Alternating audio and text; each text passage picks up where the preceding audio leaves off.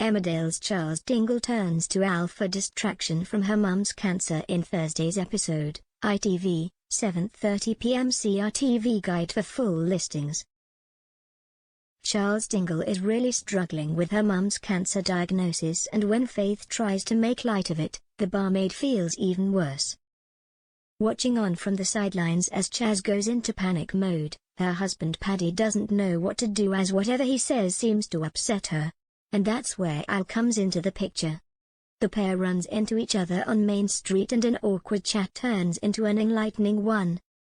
Chas finds herself feeling grateful for Al's take on Faith's cancer and finds the strength to have a really honest chat with her mum. Later, Chas and Faith really get down to it and confront the horrible truth that Faith is dying.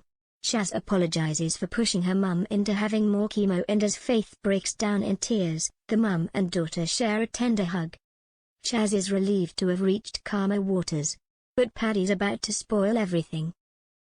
She's furious with her husband and storms off when he comes home with some info on hospice care. Once again it's Al who provides a listening ear for Chas, who's fizzing with rage. Before long they've opened a bottle of wine, and as a deep and meaningful starts up, things get pretty intense.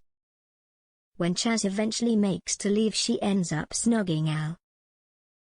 If Chas wants a distraction, this is certainly it, isn't it? Not only is she married, but Al is her family's #1 enemy and is the boyfriend of feisty Kerry Wyatt, who already hates the Dingles for what Noah did to Chloe. Will the pair leave it there, or is a full-blown affair about to start up? For Susie it's crunch time. With Layla's threat to tell Moira about her link to Holly hanging in the air, Susie must decide whether she's going to hand over her dealer's number and enable her addict-in-denial friend. Scared by the consequences of the truth about Holly getting out, Susie hands over the number and tells Layla they're done. Layla barely hesitates as she picks up the phone to get her fix. Later, at home, her doctor husband comes up with another theory about her behavior.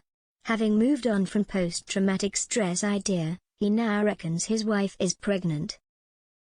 At the scrapyard, Lydia comes up with a plan to stop Sam from getting rid of the clapped-out caravan he's bought her.